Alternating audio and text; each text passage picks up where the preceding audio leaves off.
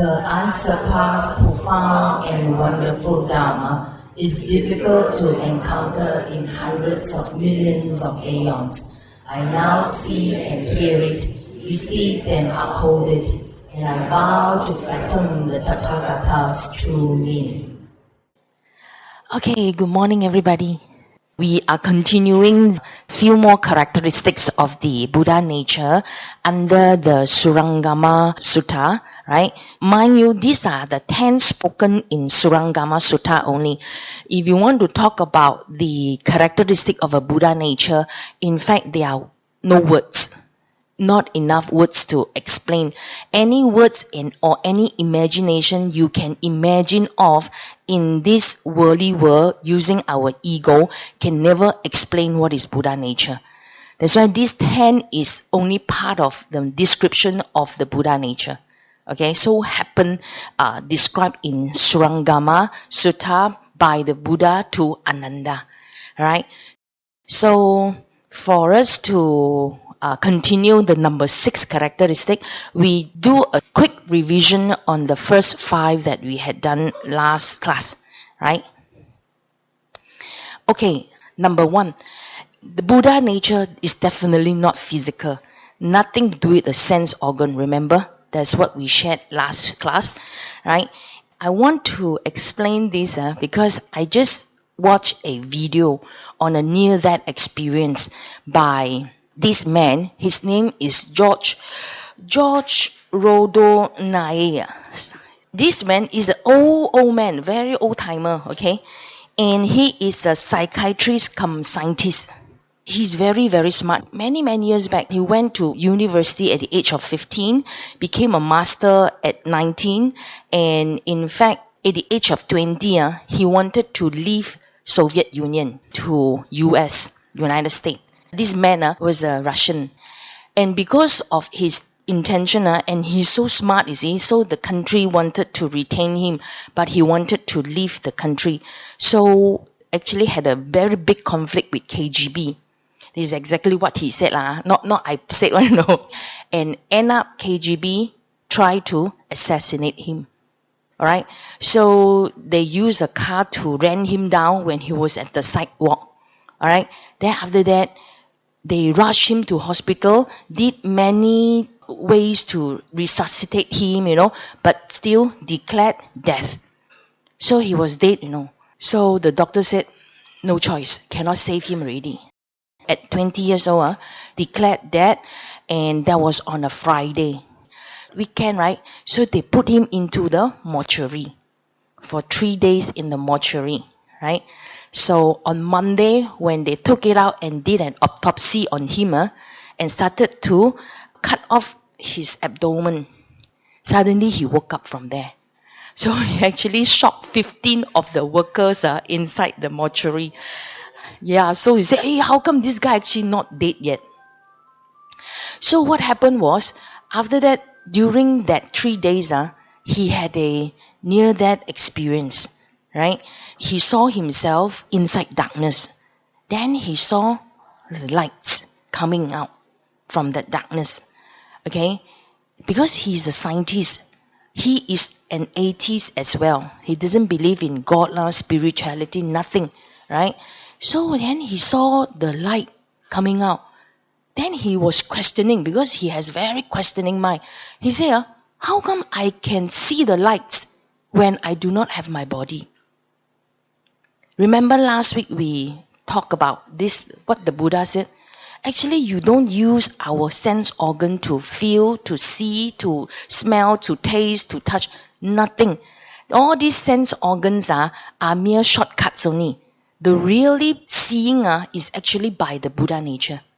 So this scientist, in his near-death experience, he flew up and then he know that there was no more body, because he cannot feel his body. But and yes, he's looking at the light. He said, what is watching?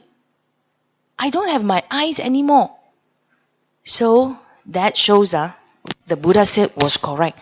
It's the Buddha nature that is actually watching, is actually seeing. And then after that, he saw the light. He wanted to move towards the lights because everywhere is darkness, you see. So when he was moving, he said, how come I'm moving? I don't have my body. And where is George? Where is George? He was looking for himself. Because to him, we thought our body is me, is myself. So, in this experience, actually, it's telling everyone what the Buddha said is correct. Our body is not us. We are not our body. Our body is only a vehicle that you come here into this human realm to have a human experience. That's all. So there's no reason why we should be so attached to our body. We have to thank it because it allows me to come here and learn and know the people that I love and also experience the hate, the love, the jealousy, the whatever emotions I have. It is a vehicle for us to come here and learn. That's all. Okay, so this is exactly what the Buddha said. We are not physical. Okay, all our sense organs are there because our greed. That's why we have our sense organs. When I saw a story, so I related back to what we shared last class. So it's quite interesting. And he's a scientist, that's why he exactly asked this word. What am I using to see? I don't have eyes anymore. No. He was exclaiming inside that near-death experience. Okay. Yeah, this one is very famous. Anita. Yeah. Anita Mujani. And in fact, all over US, there are more than 10 million NDE cases. 10 million. That means all these people are not here to pakat, to cheat us one, okay? More than 10 million near-death experience. That already show after we die, there are so many more things happening behind. And most of the experiences I read, more than 90% are very pleasant. Very pleasant journey, actually. So the more I read the NDE, the more I wait for my death. Because it's so interesting. Because when we die, we enter into Bado. So during Bado, we get back all our psychic. One of the masters, the Mahayana master said, actually, what is the bad karma for human realm? The biggest bad karma of ours is the physical body. You imagine, one day, 24 hours, what do we not do for the body one? Everything is because of the body. We have to maintain it. We have to eat. You have to jaga our health, take care of our health. We have to transport the body. The body is so heavy, so clumsy. A lot of things because of the body. So this is the bad karma of human realm to have a gross body like that. But the body is very important for us to learn because the body has a lot of suffering. It was from this suffering that we want to try to wake up. Okay, so interesting. This actually, remember this phrase out of the whole session we discussed just now. Remember this. We are not our body is not us. Okay? So it's okay that our body one day give way. It's really okay. We are here to use the body to experience only. Okay? So nothing very fearful about death, about sickness. These are all experiences. Okay? Especially death. You go read up all the NDE. Very interesting. And most of them tell you about the same characteristics. I even read both the East and the West. The East, if you know Mandarin, there's another psychiatrist, a psychologist. He is a very high-ranking inspector in Hong Kong. Zhong Chok Fei Boxi. His experience was very, very eye-opening. He's an inspector cum psychologist. He fell down from, not helicopter, using wind to slide, the slides, He fell down like 11 floors. Fell down from the sky in New Zealand. He was doing an excursion. So he saw his body all fractured. So he actually came to Hsinchu a few times to share his experience. This guy also very interesting. He had a very beautiful near-death experience. And the amazing part was, when he relayed back all the experience that he had for the past 30 years, he is quite egoistic. He's quite nasty. He actually very ordinary. He still, when he was young, he looked down on the grandmother before. So all these are, even though he is so ordinary, he had a very beautiful near-death experience. Doesn't mean that you must be a very good person, you got a very good near-death experience. You can be very ordinary like him. Also very beautiful near-death experience. Okay, so actually we should read more on this so that in order to understand what is death. Okay. So number 2, we talk about Buddha nature never moves. Alright. Remember, when we are in Buddha nature, we don't chase. Alright, and we don't avoid. Anything comes, we accept. Okay, this is in Buddha nature. And this number 2 Buddha nature is something very applicable, meaning can be a yardstick to us. Every time when we practice the path, if we become more and more of never moving around, that means never chase after or never leaves, never avoid, that means we are on the right track. Okay, so this one, remember the flag and the wind, shared by Master Huineng. Is it the wind is moving or the flag is moving? Remember, that's why what is moving is actually our mind. The Mandarin we call sam but in English we call the mind. Actually, the mind that is moving make things around so real. Okay, so number 3, Buddha nature never extinguishes. Right? Here we talk about the body and the Buddha nature. The dying is actually the physical body only, the Buddha said. Okay, because the Buddha nature never extinguishes. So we actually never die. Okay? It's just like playing a computer game. You play computer game, you can have game over. But the player never die. Correct or not? Game over, start over again. Who is the player? The player never die. Okay? So this is never extinguishes. Under Buddha nature never extinguishes, it is a view. With this view, we are reaffirmed by what the Buddha told Ananda, that we don't die. Okay, so this is a view. Okay, number 4, Buddha nature never lost. It's never lost. Okay, means we have our Buddha nature with us all the time.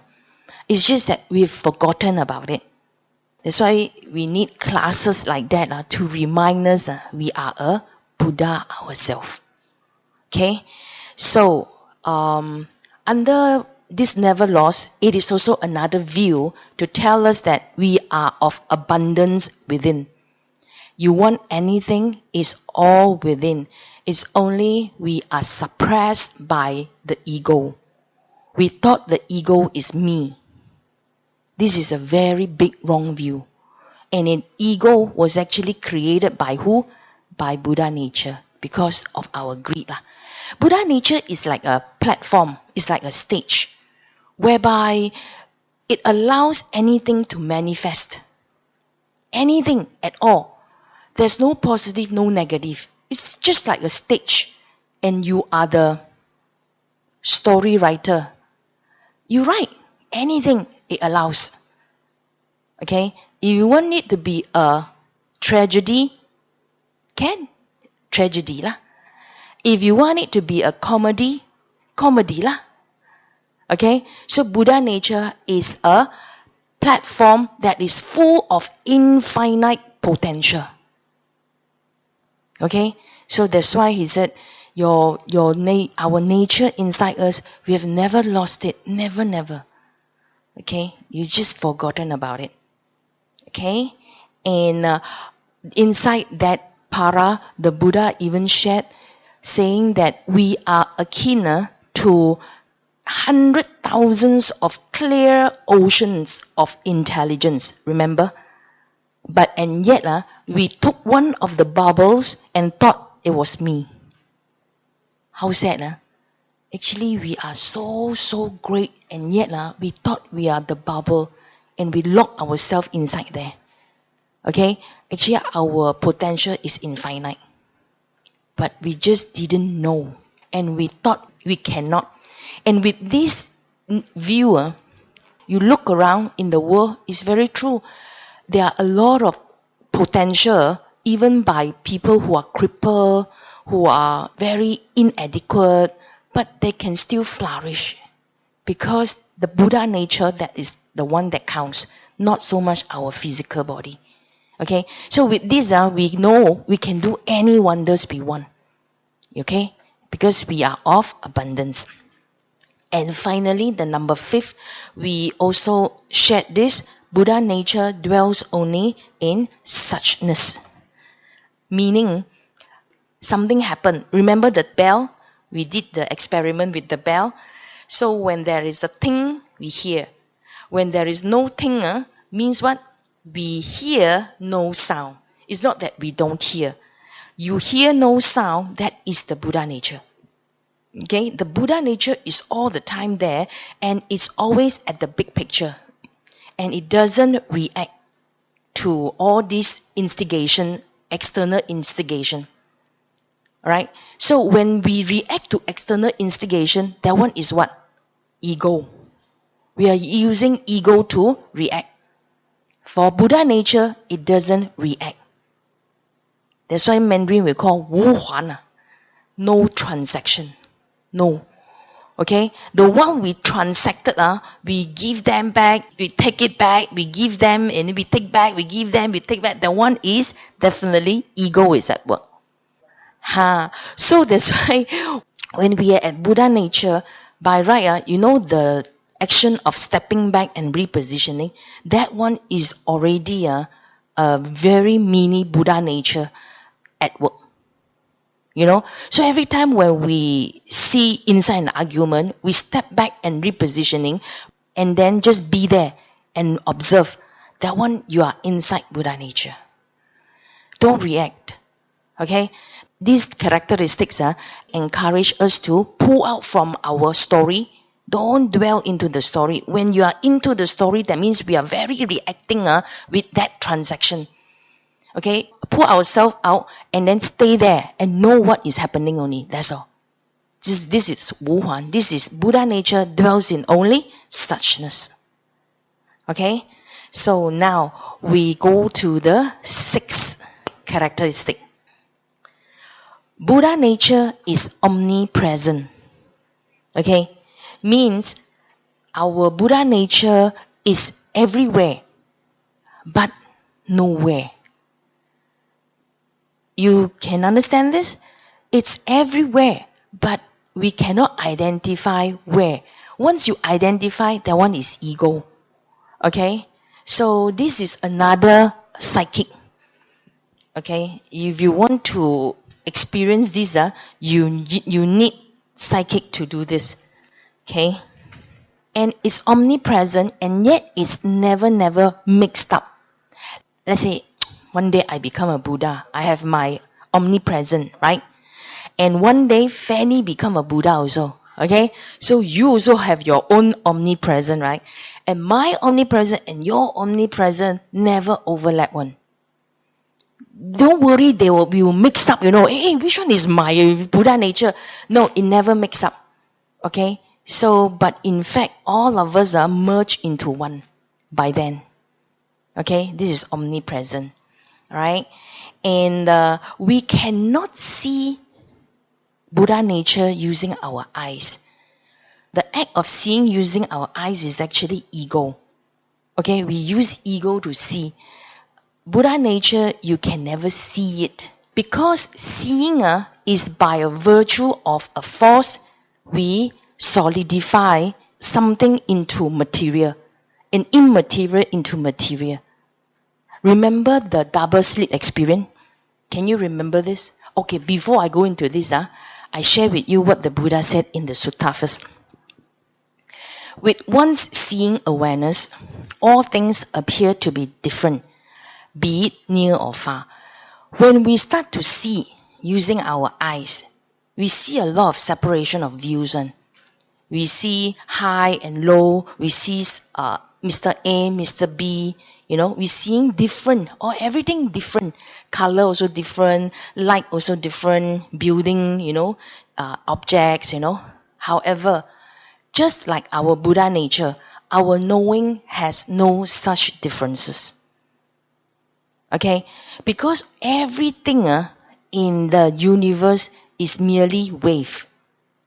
And either energy or you call it wave function. Wave functions. Okay? You remember this experiment? Double slit experiment. Okay? This experiment was done, I think, since 1930 something by the scientists. In fact, we shared this 2 years ago inside the purple disc. Okay, the conclusion of this experiment is very interesting. It is already concluded and proven, but the scientists just didn't want to finally come up with the most final conclusion, which goes back to consciousness. Because scientists are materialists, they cannot say something which is of consciousness one. They still do not recognize consciousness. Okay, so anyway, this is the experiment done by thousands of them already. Even the school graduates, they do the same experiment. The result is all the same. Okay, so it was this box. The scientists actually started to shoot all the particles like protons, photons, electrons from the shooter. Alright, so when they shoot these particles through two slits here, they will get two images. Correct? Not two images behind the two slits. This is very common, very usual. But then one day the scientists left the experiments just like that. Alright? And what happened when they came back, they saw, how come when the particles go through two slits and yet produces 8 images behind, 8 lines of images behind? This is peculiar, no? How come? There's no reason for that. And they check, actually these 8 images is the result of either water or anything liquid. When this liquid pass through the two slits, they will clash with each other and finally produce 8 images behind. That means just now 8 images was, all the particles were actually in fact wave. So they kept thinking, why is it like that? They did many times, they repeat. It's when they see, the 2 images came out. And when they don't see, the 8 images came out. When they are observing, the 2 images came out. When they don't observe, the 8 images came out. Right? So they were very peculiar. So what they say that, okay, why not I put a detector? Quietly, I put a detector. I want to detect every particles when they go through the slit, where did they land? Okay, so they put a detector. But the problem, when they put a detector there, the images came out was 2 again. They still cannot see. Okay, so they quietly switch off the detector. Switch off. Again, see what happened. Okay, when they switch off the detector, the particles produces 8 images again. So that means to say, every time when all these particles are not under observation, they move like wave. But when they are under observation, they move like particles. Solid particles. So means what? The scientist said, by a virtue of a force, all this wave function is solidified. We go something further than this. So when I'm seeing everybody, I'm using a force, right? And this force is, what is this force? Actually is greed. Force, we want to see something. It's greed. Yeah, we want to see. So it's a greed. Actually, we create a force from the ego side. So what we are seeing now is actually a force, by a virtue of a force. I'm seeing everybody in a very different images. Like I see a man, I see a woman, I see chair, I see building, But do you know when I'm not seeing, you know what is behind me? It's actually wave. But the problem, when I turn, they became solidified. But my behind, okay, let's say I turn like that. All of you are like wave, But I still, the moment I want to see you, you become solidified. That's why you cannot see something which is Buddha nature. Because Buddha nature, you cannot use seeing one. You get me or not? So I'm seeing something behind Fanny, right? Do you know that to you, behind is it merely wave? You are seeing Buddha statue behind me. Actually, to me, it's a wave, But the moment when I turn, I see it's a Buddha statue. Because by the virtue of a force, we turn wave into material. Because the moment you want to see is the virtue of a force. The wave function becomes solidified. This is actually what the experiments were saying. Okay? So that's why we cannot see Buddha nature. Because whatever we are seeing are all at ego level. The really, what is around, you really want to know, you close your eyes and you start to meditate. When we close our eyes, we start to meditate, we realize that they are all merely energy.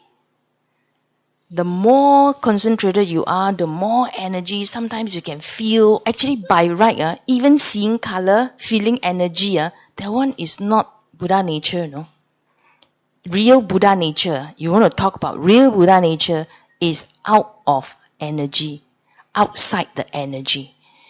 The meditation, you close your eyes, meditate, you feel a lot of energy. That one is universe. That one the reality of samsara only. Okay? But if you really want to go back to Buddha nature, in fact, there shouldn't be any wave function.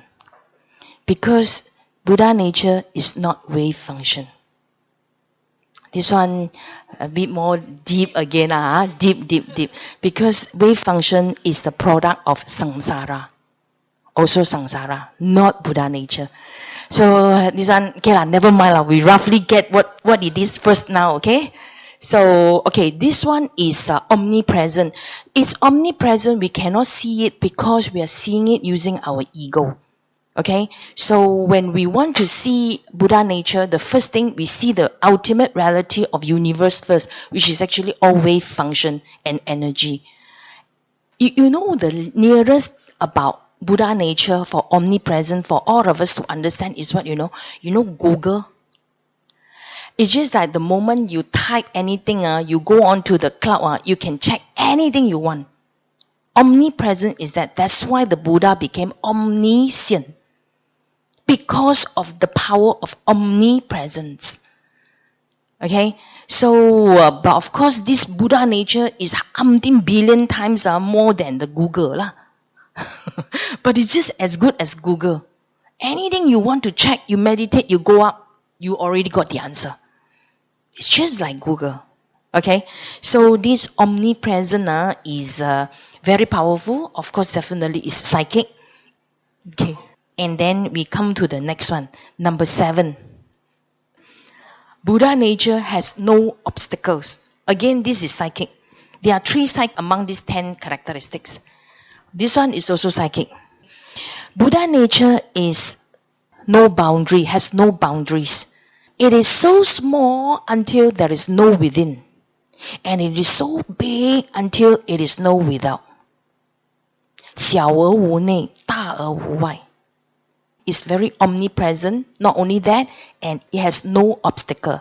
It has no shape, no location, no size, and the worst is no time, no space. It has nothing that can block it. This is what the Buddha told Ananda.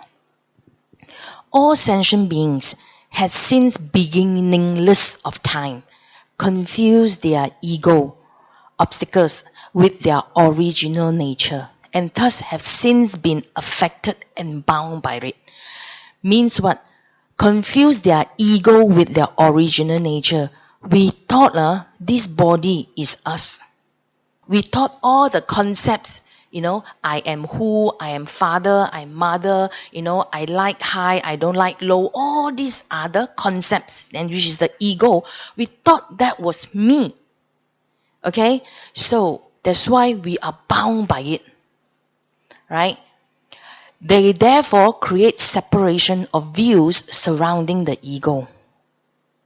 Okay? Because we thought these obstacles are me, so we start to have views about them. Okay?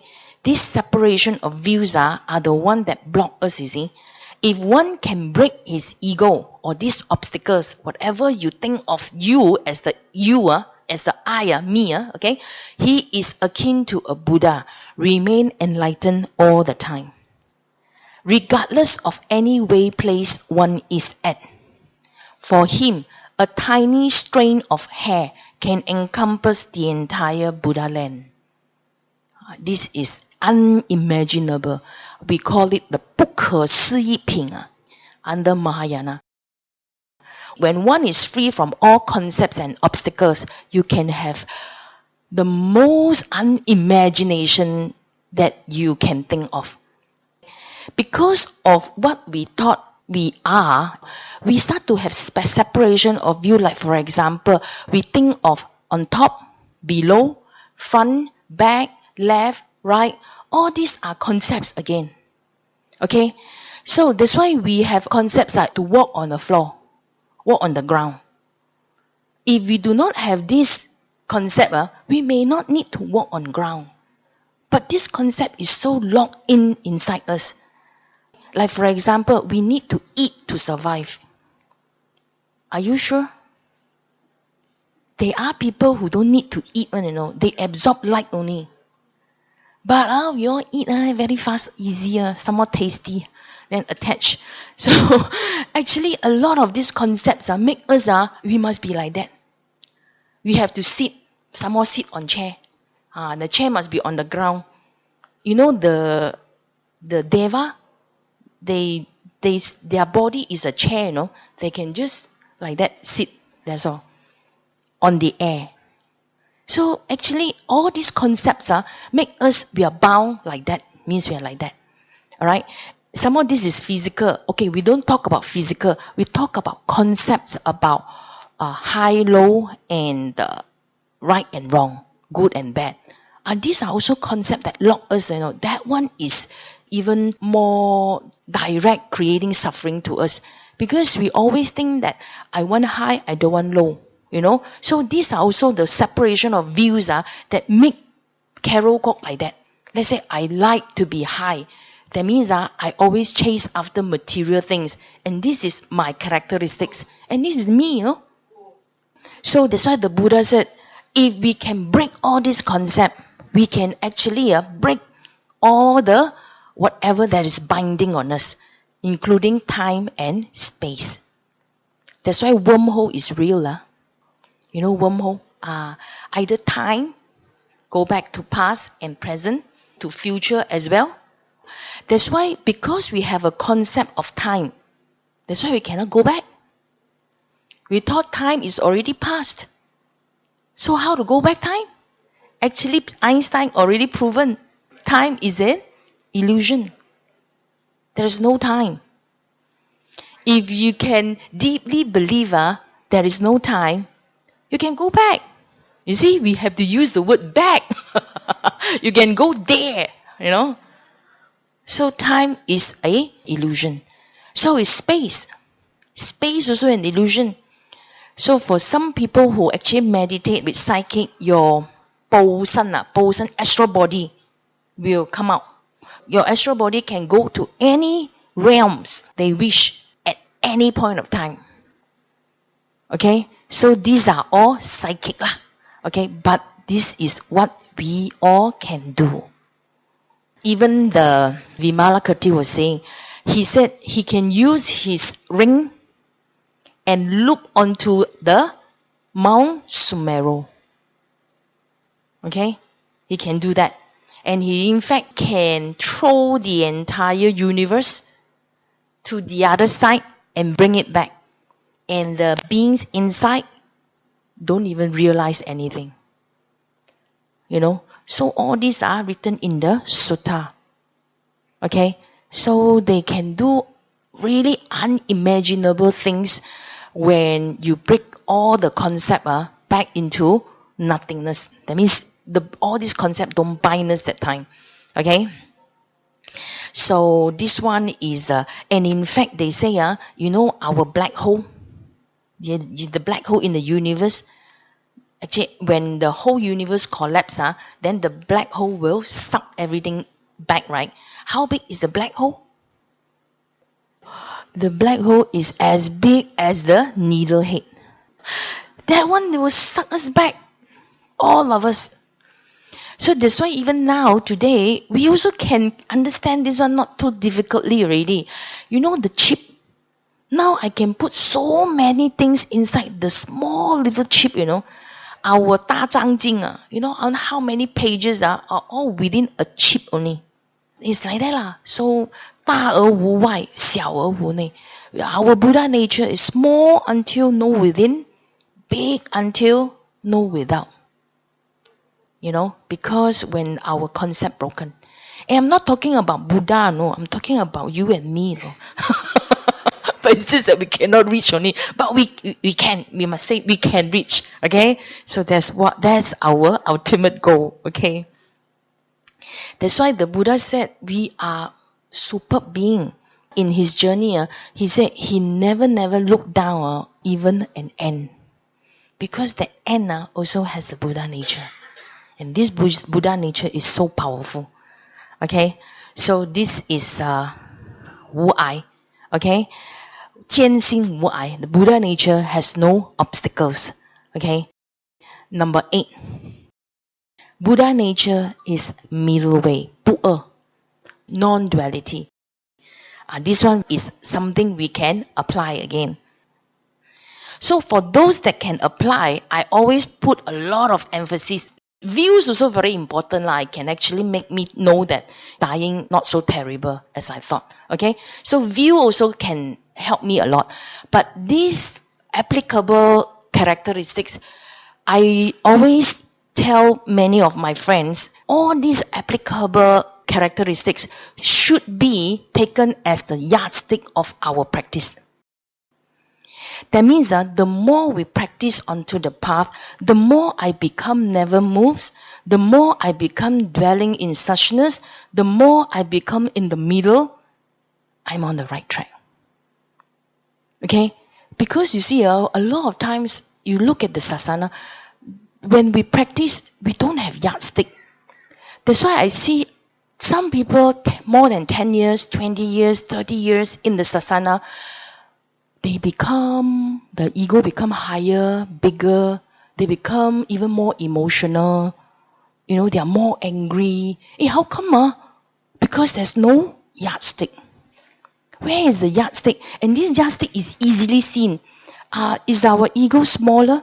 Is our emotion, the 4 emotion, lesser and lesser? Are we not moving so much after all the practice? Not so easily affected? Are we more on the suchness that we don't drill into all the story and react? Are we very much onto middle way, non-duality? And in fact, the rest all can use. All these are yardsticks. Okay? So let's look at Buddha nature is middle way. Buddha nature is non-duality. There's no separation of view. There's no high and low, no right and wrong, no good or bad. Okay? So that's why we like to use this. This is, of course, in Cantonese sounds more rhyme, but in English means that 佛法冇對錯，只有因與果.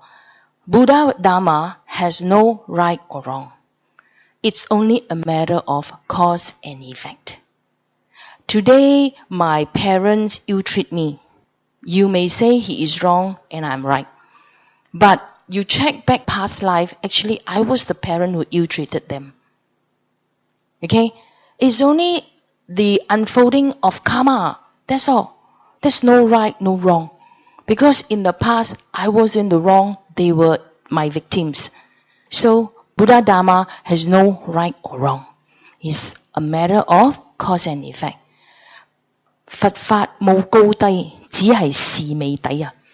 That means Buddha nature has no high or low. It's only a matter of timing and conditioning. This life, I am a king. Okay? He is a beggar. But do you know that in the previous life, he was a king, I was a beggar? Very fair. Okay? Because inside Heart Sutra, Buddha already said, we are 不增不减, no more, no less.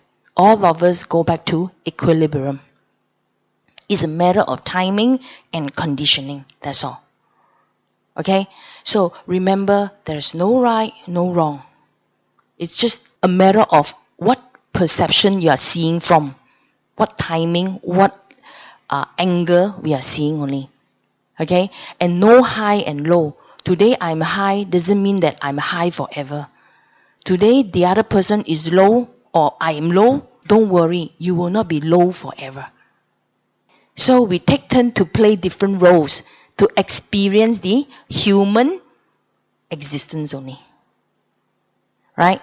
So that's why when we go back to Buddha nature, there is no separation of view. The Buddha said, both one's awareness and all the objects of one awareness, including views and concepts that we hold. Means what? Our awareness and all the object. Say for example, I see a Prada bag. Okay, for woman bag for men car right? Okay, I see a Prada bag. My awareness and all the object, the Prada bag, including views and concept. This Prada bag is very expensive and I like to own it. This one both my awareness, I see this bag, I want to own it. Okay? I like imaginary flowers. They are all flowers, imaginary flowers. I imagine that one. For a man, maybe you see a BMW or a Mercedes Benz. Okay?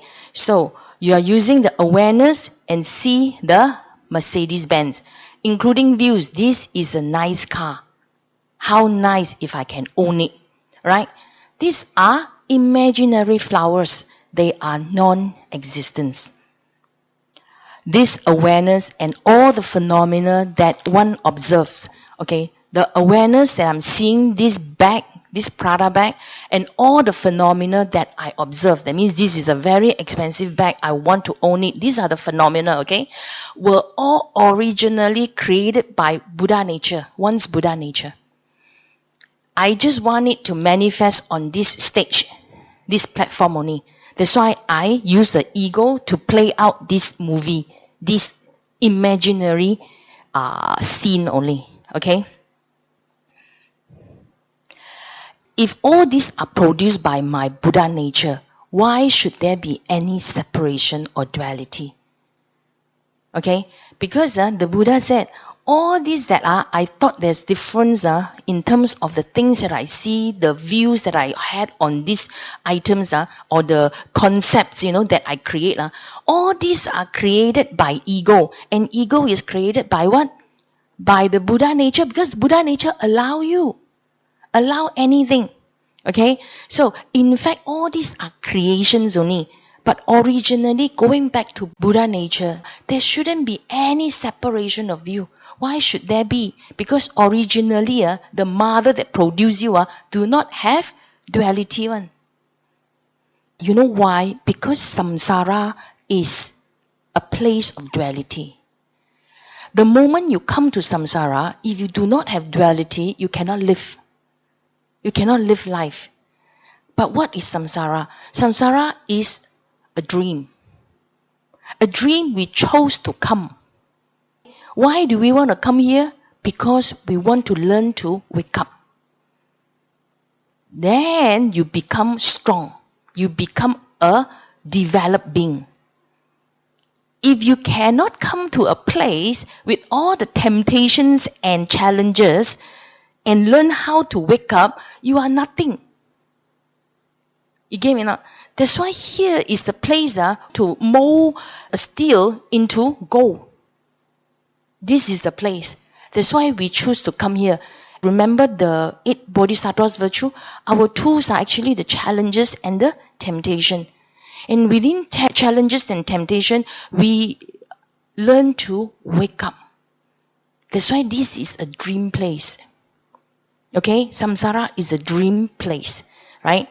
And the moment we start to dream a little bit, 0.0001 millimeter entering into thought, consciousness, the dream starts. Today, the scientists said actually Big Bang is not correct. I don't know how far they go now. According to the Buddha, this dream, how it comes into existence, it's like when you go to sleep. The moment you start sleeping, your dream comes in, right? Like that. The universe comes out this way. It just appears out of delusion. The delusion let this place suddenly appear. And this dream itself, there are so many layers. Okay, starting from hell, ghost, human, and then Deva realm, and then go higher and higher. And every realm is a different software. They don't use the word software at that time. They use the word Si. Si, that means something I design and give to you. Apa itu? Something I design and I give to you and make you think that it is real. So it sounds like software to me, isn't it? I design and I give to you. And make you think that Sigh. Sigh means make you think that everything is so real. Like that. Okay? So that's why this is a dream place. Okay? We come inside here, we thought everything has duality. That's why we are so into opposing views, separation of views. Especially like we always go for high, don't want low. Like position, money, power, beauty, ability, we always chase for all this. We don't want low, poor, inability, ugly. We don't want all this. That's why we chase after this side and try to run away from another side. That's why you realize we're very, very tired. We're very tired. We cannot ask ourselves not to chase after or run away until the day we eradicate the view. If you say, don't chase lah, never mind lah, ugly lah. But if behind your view, you still want to be beautiful, how can I be ugly? If today I still think that being poor, or not to say poor lah, no money, because poor, a lot of people cannot accept this word poor. Okay, not so much money, okay? My poor means not so much money, okay?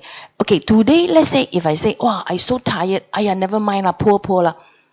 That one is only suppression. I just remain poor. But you'll be a very sad poor, sad being. Because you don't want to be poor, but it's just that you have no choice. That one is not the solution. The solution is break the concept about this poor. Are you sure poor is no good? Actually, it's not, Sometimes poor is so beautiful. To be poor, to be thrifty, to be simple, to be light. It's just that because of the concept, we cannot let go only. Right? So this separation of view make us very tired. That's why so many people going into depression, going into broken marriages, going into sickness. Why? Because we are too involved in the separation of views. So the Buddha said, if you want to get out, you break the concepts. This is the ultimate way, right? Ultimate. Especially when the concept is very strong in us, not only we judge people outside high and low, when we are low, we are very affected. And when we are high, we become very proud. So it's right and wrong. We always like to look at people, she's right, this one is wrong, this one more right, this one more wrong. Wow, okay, we start to judge. The day we are in the wrong, we cannot forgive ourselves. Because right and wrong is so important to us. You see, sometimes the right and wrong is not big quarrel, no. Sometimes even we go to a restaurant like Kopitiam, we see people wipe the table, not clean, we judge. Here, some more, here. The one also, God, we all, here. Then you see, this guy is not doing his job. We are judging really. You are judging, he is wrong. He is wrong. All these are poisonous, even though very small. But you know how many times that happened to us? When we drive, you see this guy? You see this guy? You see the way he park? Oh, wow, all the right and wrong, you know. So, but all these are running very quickly inside our mind. But we have to be able to catch it. That's why we need to step back and reposition all the time. Okay? So, under this under this middle way, okay, we must always remember our Buddha nature always brings us back to equilibrium. Okay, there is no gain, no loss. Patak pasat. If you want to gain something, you will lose something. If you lose something, don't worry, you gain something as well. So that's why you look at karma. Why cause and effect? The cause make things become imbalanced. The effect bring the balance back to equilibrium. So you don't worry, everything will go back to equilibrium one. Alright? And I want to tell you some story. These are quite interesting. I think it happened in Malaysia, if I'm not wrong. This lady, she is very pious. She always pray to Guan Yin. Very pious. So one day, she dreamt about Guan Yin. So vivid in the dream, she knows it is real. So she knelt down and hugged Guan Yin's feet, you know. He said, Guan Yin, how come I'm so pious and yet I still lose a sum of money being cheated? How come? So Guan Yin looked at her, took out something like iPad, show her, actually. If you don't lose that money, you know what happened to you? Then she saw, actually she was driving, met with an accident. One leg, one feet were amputated. She said, this one, actually, you are spared, you escaped from the accident because you lose this sum of money. And what happened from then? Energy is transferable. It cannot be just vanished like that. What happened was, the person who cheats her money took over that accident, that karma. So it's actually transferable one.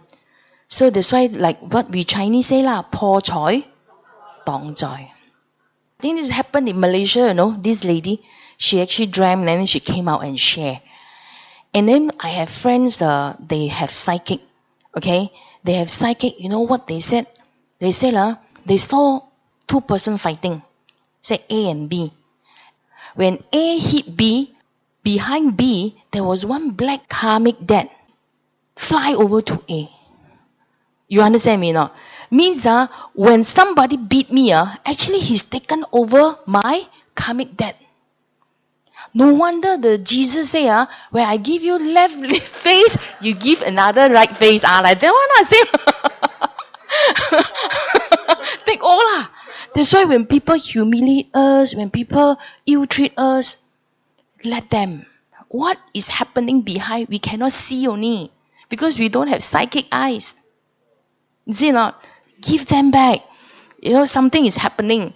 Right? So then, that's why the A beat B that time, B, the black energy flew over to A, no? But unfortunately, B also beat A back, you see? So this one also went back. So these two fighting behind all the black karmic debt are flying everywhere. So, if we have psychic eyes, save us a lot of trouble, you know? Take whatever. That's why the Heart Sutra said, 不增不减。舍利子，诸法空相，不增不减，不垢不净，不生不灭。Alright? So 不增不减 is talking about this one. You don't gain anything and you don't lose anything.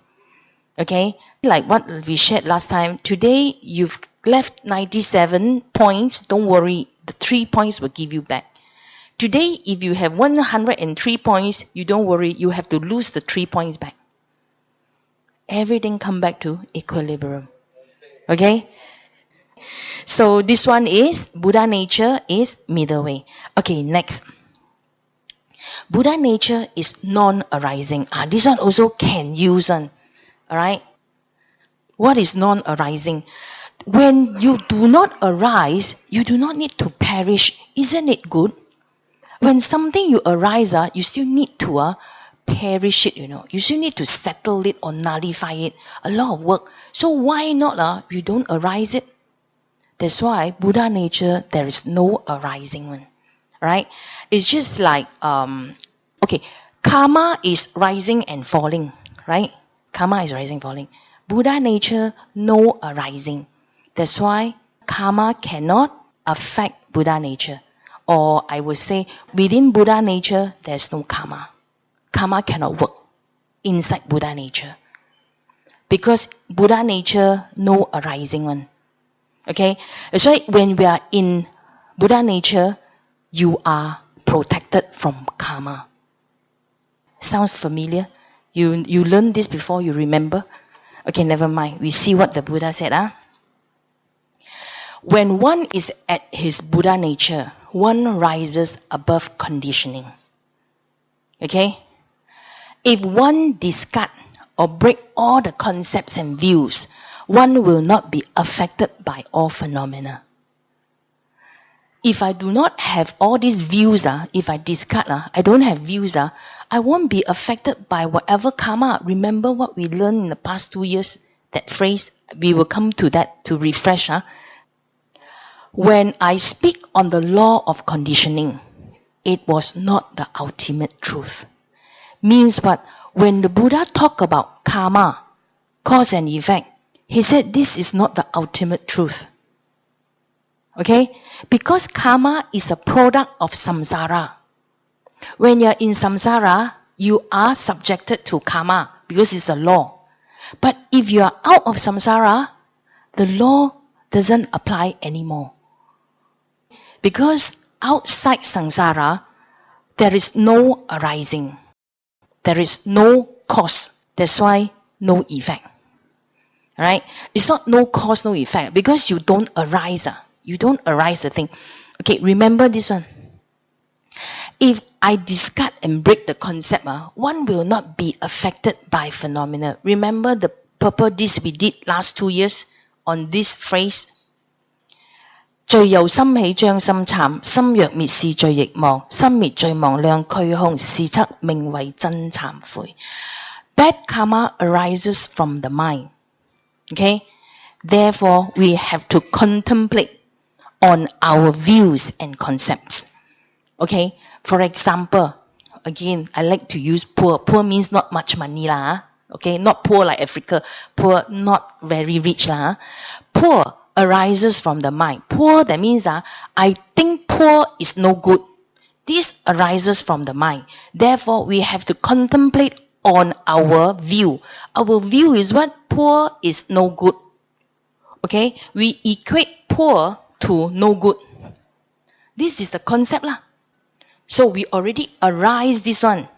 That's why the Buddha said, you look at this view. You don't look at poverty, no. You don't look at, go and make yourself rich again. No. He said, look at the view, not the actual poverty. Okay? If our views and concepts are eliminated, this is not true. Okay? All our bad karma vanish. Why? Next time, when I got poor, I'm okay. Because poor is not no good, ma. I got no more bad karma. You gave me not poor lah, okay lah. Okay?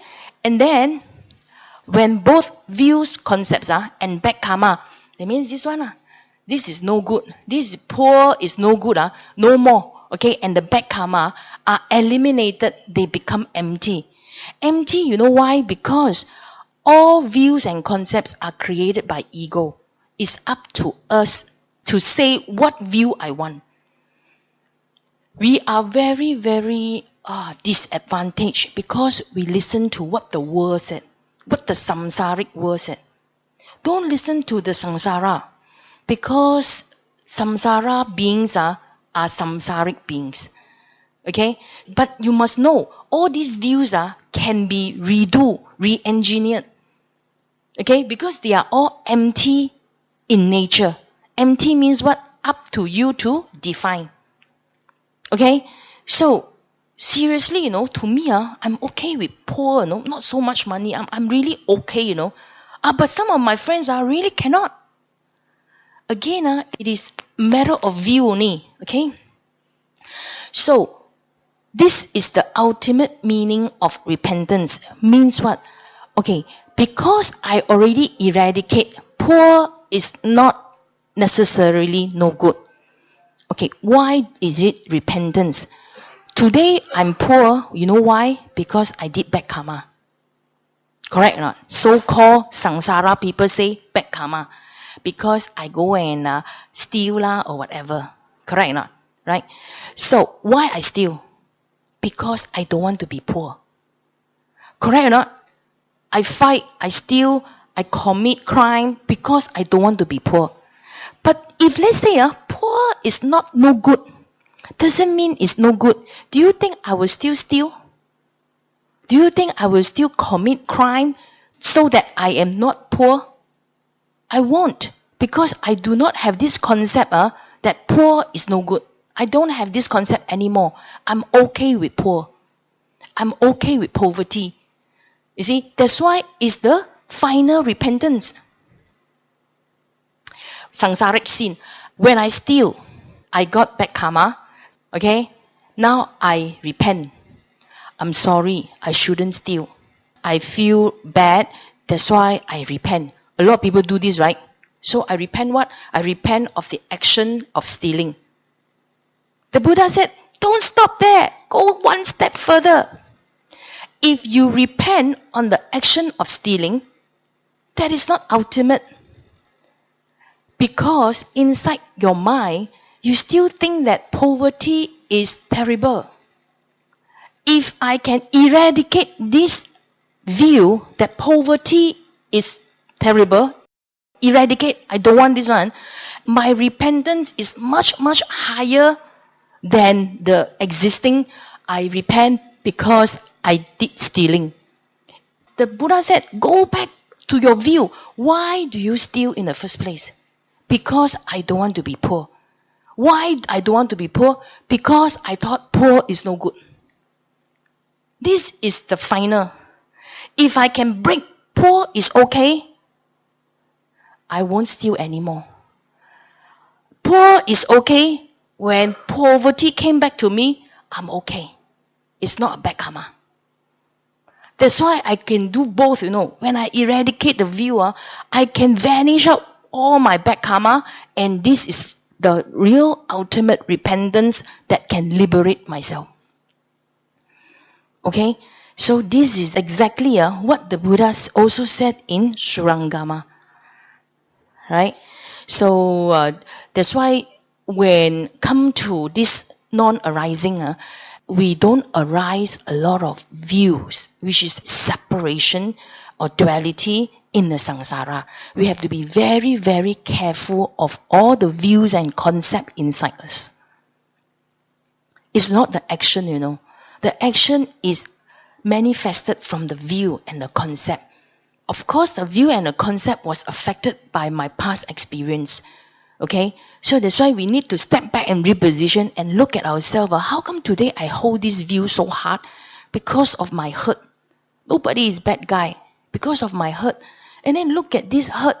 Actually, all these are elusive. They are all information, concept, and views are being bombarded inside this samsara by samsaric beings. So now, ask ourselves, you want to be samsara beings or you want to be saint? If you say, I'm human ma, okay lah, human. A lot of people say, I'm human ma. Then the human suffering we have to go through. That's why we don't want to be human. We want to be slightly higher, at least a sage or a saint. Okay? So therefore, we have to look at the views, what we are smeared by all these past experiences. Okay? So, that's why, coming back to this one, Buddha nature tells us not to arise with all the views and even life. Today, most of us here in the 40s and 50s, you will realize, are arising so interesting? For example, getting married, giving birth to children. Is it so beautiful? All these are arising. The perishing, you must wait, wait until the day, our last breath. So all these are arising. Okay, chasing after give birth to boys, chasing after our business, building up a career, all these are arising. Actually, very tired one. You have to maintain. Even when perish that time, you are so attached, so hard to let go. All these are arising. Okay, and also even the smaller arising. You like to throw party now at the age of 50. Last time 20 years old, throw party very nice lah. But after all the guests left, you see what happened? You have to clean up everything.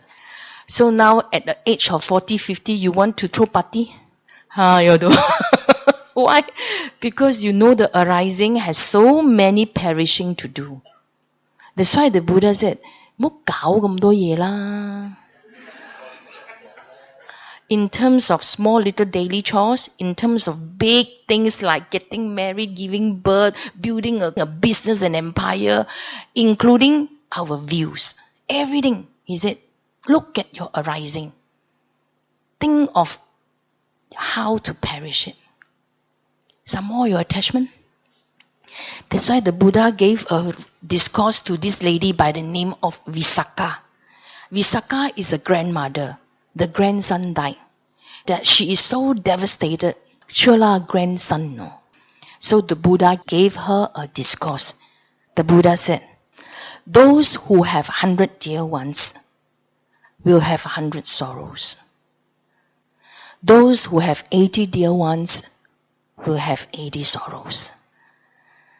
Those who have 1 dear ones will have 1 sorrow.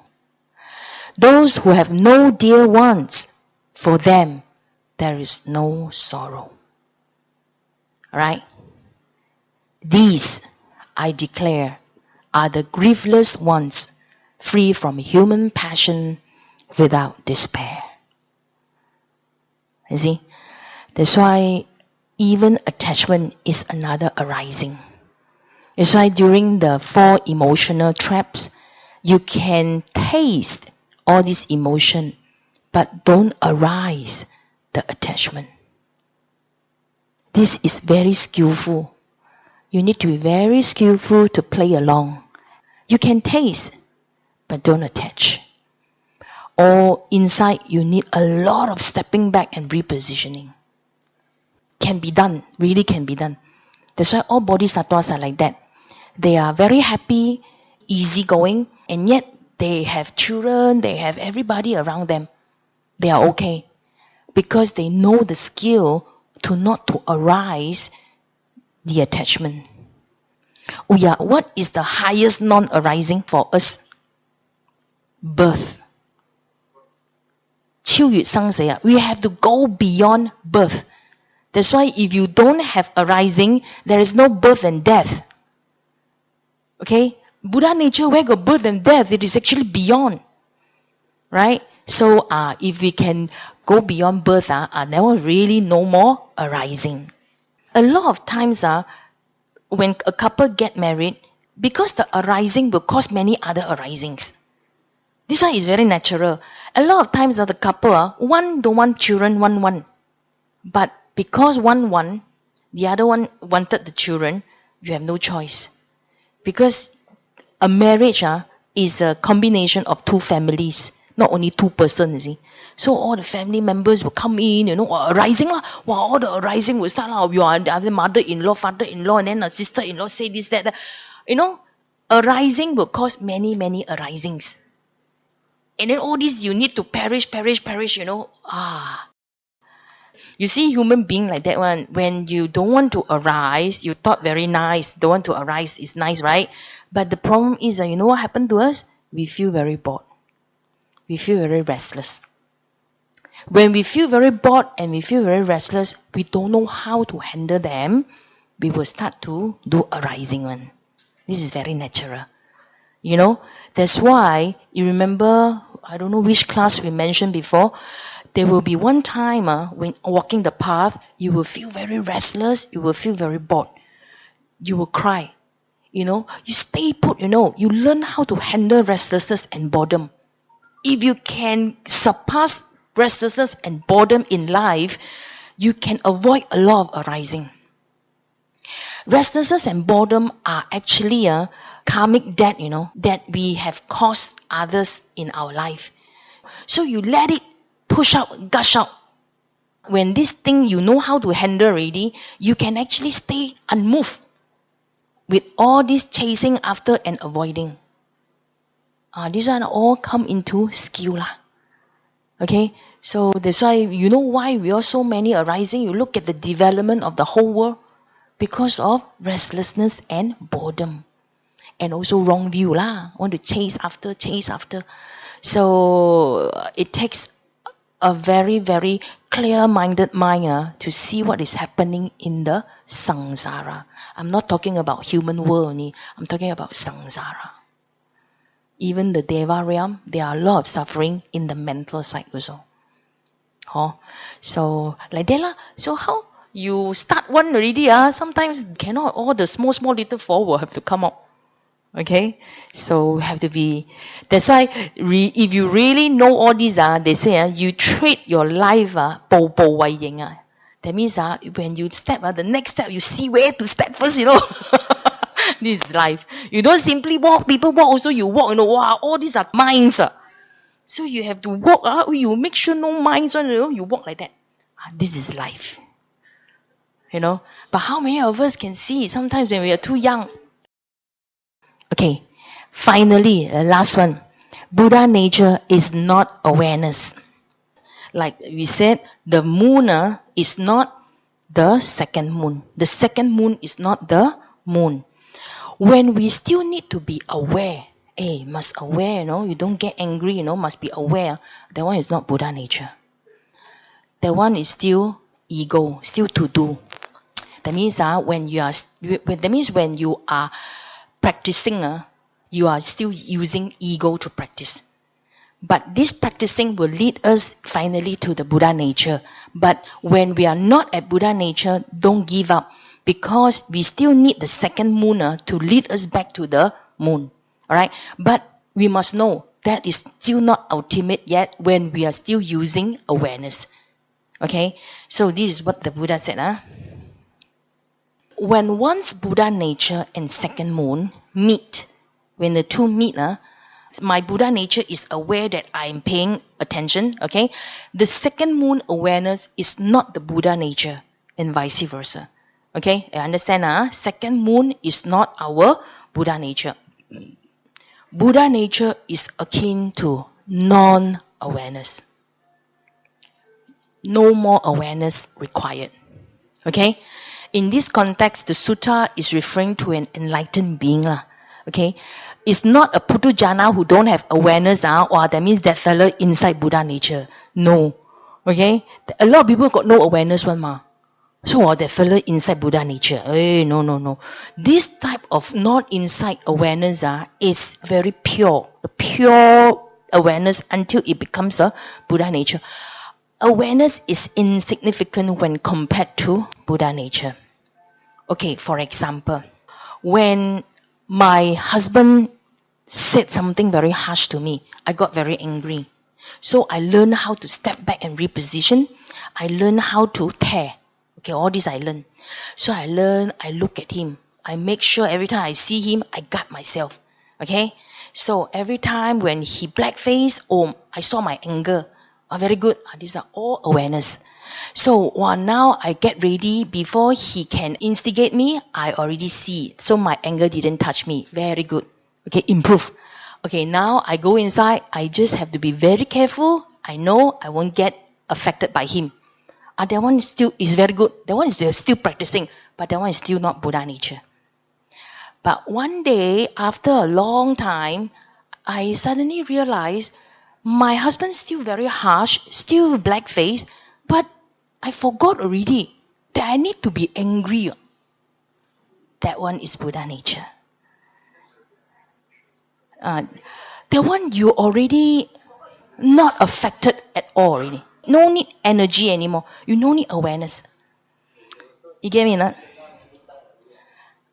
You kena many times because you guard until the guarding, it becomes so habitual. It become guard.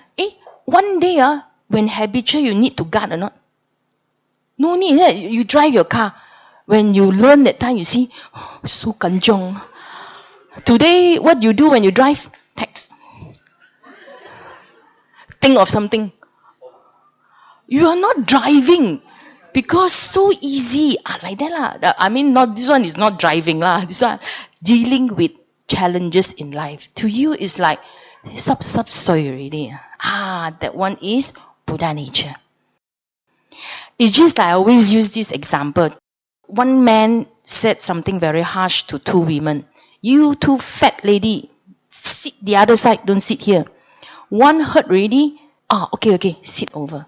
The other one heard already, very angry. Okay, both sat over. Then the angry one asked the other, not angry one, how come you say like that? You're not angry? The not angry one will say, need to get angry one. Why? That one is Buddha nature lah. I don't even realize I need to get angry. Doesn't mean that I don't know. I know. Just like my mother lah. We all say her life is very suffering. So much hardship. When we interviewed her, I said, "Ayo, mommy, your life so terrible. Next life you don't want like that. Then she will say, that one called suffering. Oh, that one suffer. I thought get married is like that one. To them, non-existence, that's suffering. But doesn't mean that she doesn't know. This one is called Buddha nature is not awareness. It's already in you, that you are like that. You don't need any effort to be pure, to be developed, to be good. You don't need effort on. That's why a very developed being, very, very ordinary. It's just that very nice to live with. Because no emotion. Not suppression. Be careful. A lot of people try to be like that using suppression because not enough of understanding. Okay? So this is Buddha nature. And then finally, you look at these five. These five all can practice on, Never moves, dwells in suchness, mirror way, non-arising, and not awareness. These five can be our yardstick in our practice, affirmed by the Buddha. The more we are like that, the more we are nearer to our Buddha nature. That means when we practice, we become more of this, I'm right. Because my Buddha nature is such. I'm nearer and nearer to my Buddha nature. Okay, of course, two views, interesting lah. At least I know I don't die, and I know I have a lot of abundance and goodness inside me. I'm already innate a Buddha, waiting for me to explore only, walking inward. Another psychic, the three psychic, okay lah, never mind lah. Just nice to know. Okay, so the five usually we like to take it as our yardstick. Okay, this is what Master Huinan, the sixth patriarch, in Platform Sutta, when he was enlightened, he said this: Our Buddha nature is originally quiet and clear.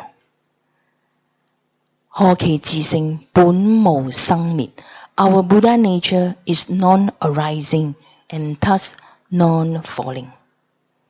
Okay, this is Master Huinan, his words are very famous one. Okay, our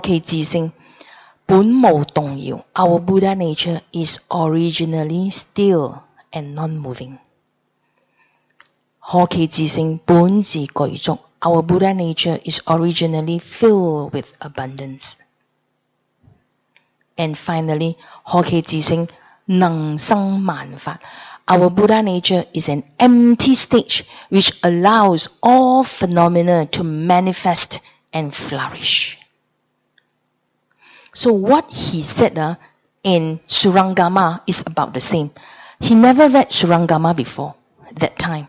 That time there was only Diamond Sutra and Lankavatara. Surangama was a different timing. So you see, all the enlightened beings will tell you about the same thing. Okay? So this one very famous for him. Yeah. Actually, it's not emptiness or nothingness. That is like just now I was saying, the changing is no more arising, no more falling, no more energy. 生滅 is no more rising, falling lah. Changing is very, very quiet, very, very. You know when you meditate, you close your eyes, even though you are at very high samadhi, you still feel that there is an energy one. You still feel energy. Changing is when all this energy dissipate. You become very quiet but very, very clear. Very clear but very quiet. So when you're there, actually that one is the Buddha nature. Changing, no? Stillness. Oh yes, you can say stillness. Empty. Okay, the emptiness, very big definition. What is emptiness first? Your awareness is there. No movement one. It's like very quiet. It's like you go and see a show. The scene is very quiet and yet very clear, very quiet. Everything not moving on. And in fact, very relaxed. Correct. Like the lake, no wind, no ripple, no nothing. Yeah, very clear, very quiet. Like that lah. 清靜啦. So I want to conclude with this one is, okay, this is Buddha nature. When we talk about this one, especially to people on the street, a lot of people cannot accept because they are not familiar. In fact, it is everyone, Because you know why? Because it is Samsara. Samsara beings are very, very unfamiliar with Buddha nature. Okay? Because they don't know what is it. Okay? That's why when we practice, if you really seriously treading the path, you will feel very lonely. Because this is Samsara. Everybody, you go back and tell your husband, you tell your sisters, brother, nobody seems to want all this. Because we are samsaric beings. So, the consolation is what, Do you know that this is samsara? When we practice, we are very lonely. Because nobody appreciates.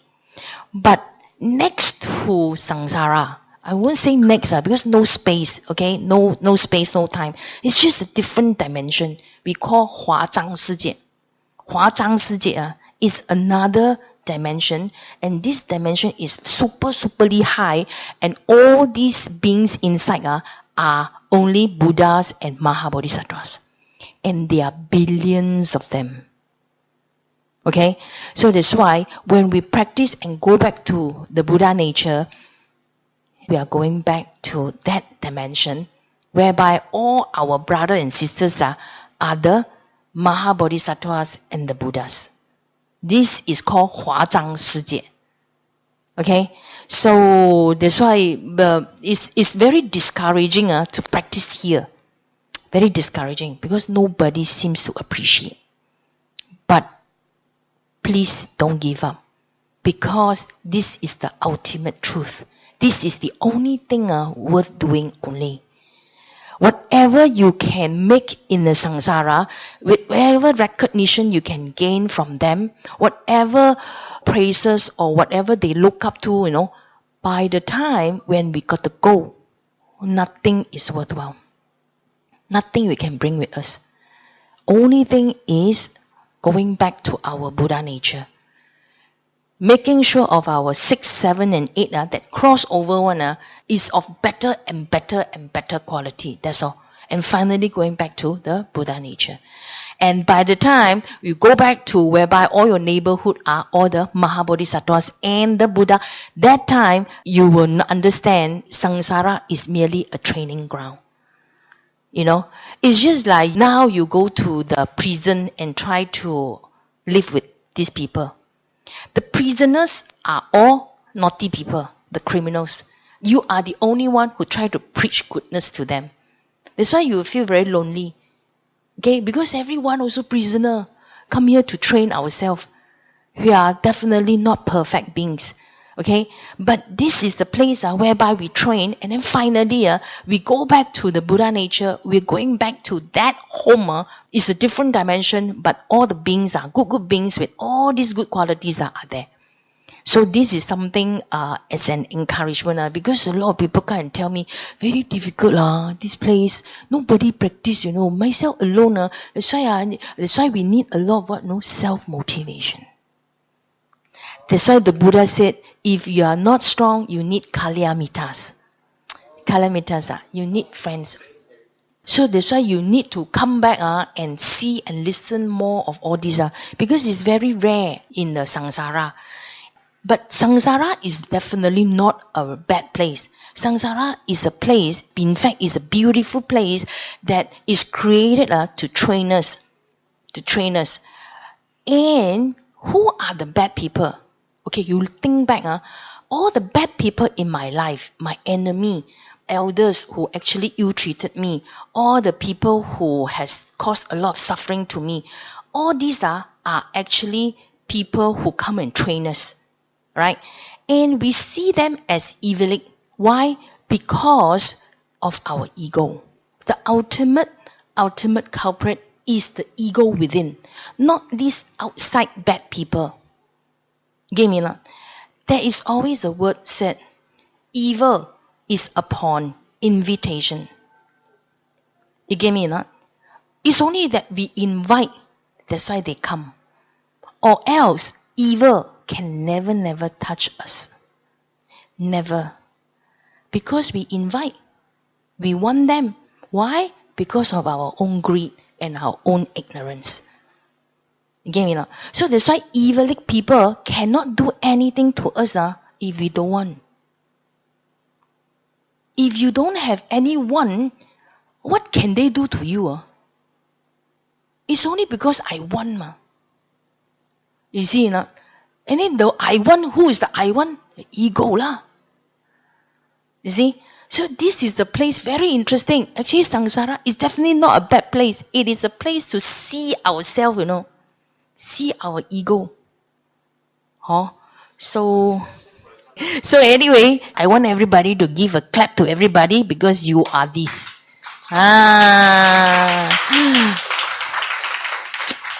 Hey, all of us are terra marrow and serious. Walk the path.